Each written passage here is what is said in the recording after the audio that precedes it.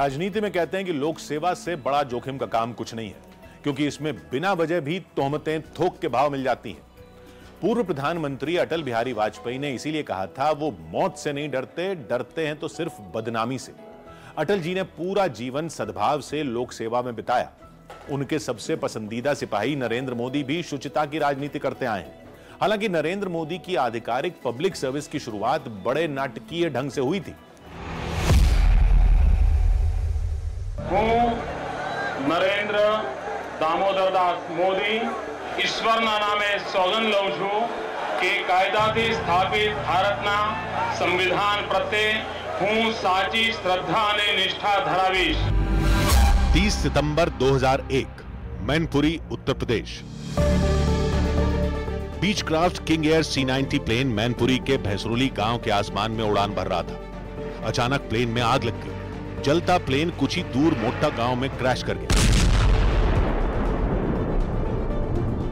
Plane crash के बाद शवों की पहचान उजागर हुई तो दिल्ली में हड़कंप मच गया।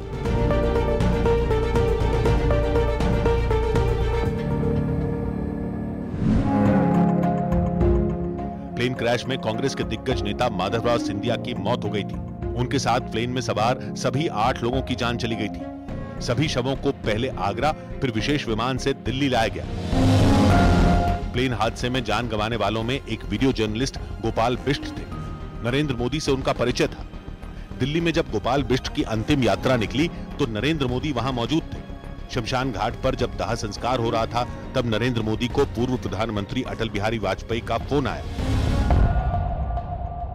अटल जी को जब यह पता लगा कि नरेंद्र मोदी शमशान घाट पर हैं तो उन्होंने ज्यादा बात नहीं की, सिर्फ ये कहा कि शाम को घर पर आकर मिलिए।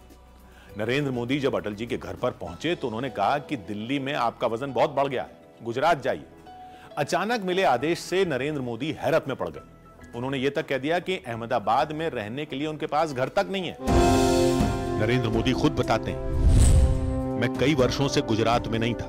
मैंने पार्टी के अपने साथियों को फोन मिलाया और उनसे कहा, तुम मुझे बुला तो रहे हो लेकिन मैं रहूंगा कहां, क्योंकि मेरे पास तो घर नहीं है। उन्होंने कहा कि आप चिंता मत कीजिए, हम सर्किट हाउस में एक कमरा बुक करवा देंगे। तो मैंने उनसे कहा कि आप कमरा जरूर बुक करवाइए, लेकिन मैं कोई एमएलए नहीं हूं, इसलिए मैं उस कमरे का पूरा किराया दूंगा। तब तक 7 अक्टूबर 2001 की तारीख आ गई। नरेंद्र मोदी का स्वागत गुजरात में इस अंदाज में हो रहा था। नरेंद्र दामोदर दास मोदी ईश्वરના નામે સોગંદ લઉં છું કે કાયદાથી સ્થાપિત ભારતના સંવિધાન પ્રત્યે હું સાચી શ્રદ્ધા અને નિષ્ઠા ધરાવીશ। नरेंद्र मोदी ने पहली बार गुजरात के सीएम के तौर पर शपथ ले ली थी, लेकिन सीएम पद पर बने रहने के लिए उन्हें विधानसभा का सदस्य होना जरूरी था। इससे भी बड़ा चैलेंज उनके लिए भूकंप त्रासदी से जूझ रहे लोगों का जीवन उबारने का था। 2001 में गुजरात में हालात नरेंद्र मोदी के खिलाफ थे। राजनीति में पार्टी को फिर से मजबूती देनी थी। नए नए मुख्यमंत्री को महाभूकंप से मचे त्राहिमाम में लोगों की सेवा करनी थी। दोनों मोर्चों पर नरेंद्र मोदी ने करिश्माई नेतृत्व दिखाया। उन्होंने भूकंप पीड़ितों के लिए कई महीनों तक खाने पीने का बंदोबस्त एक फोन कॉल से कर दिया था।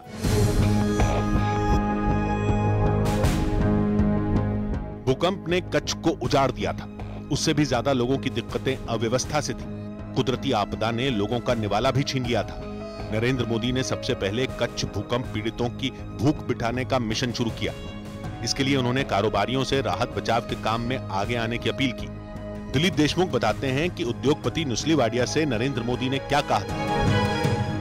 नुस्ली वाडिया आप सबको पता होगा कि बॉम्बे डाइंग के मालिक है।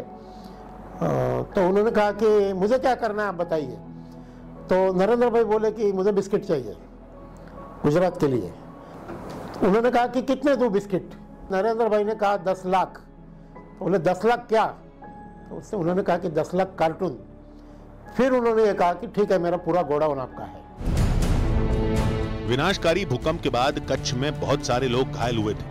कई लोग ऐसे भी थे जिन्हें इलाज की जरूरत थी। नरेंद्र मोदी ने ऐसे लोगों का दूसरे राज्यों में इलाज का इंतजाम करवाया। कच्छ के रहने वाले भरत शाह से सुनिए कैसे नरेंद्र मोदी ने एक बच्चे को जीवन दान दिया। मेरे घर के सामने एक बेटा, उसका पांव की उम्र एक शिला पड़ी थी, वो उसको मैंने दिखाया कि साहब, तो वो बोला कि नहीं अपन करते हैं। वही टाइम शाम को हेलीकॉप्टर मंगवाया और हेलीकॉप्टर से उठा के उसको पुणे लेके गया। आज भी वो बच्चा जिंदा है।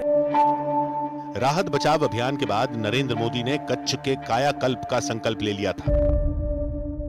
कच्छ के लिए मैं जितना करूं उतना कम है, क्योंकि शायद पिछले जन्म का कोई कर्ज चुकाने में आया, इसलिए कच्छ के लिए मैं जितना करूं उतना कम है।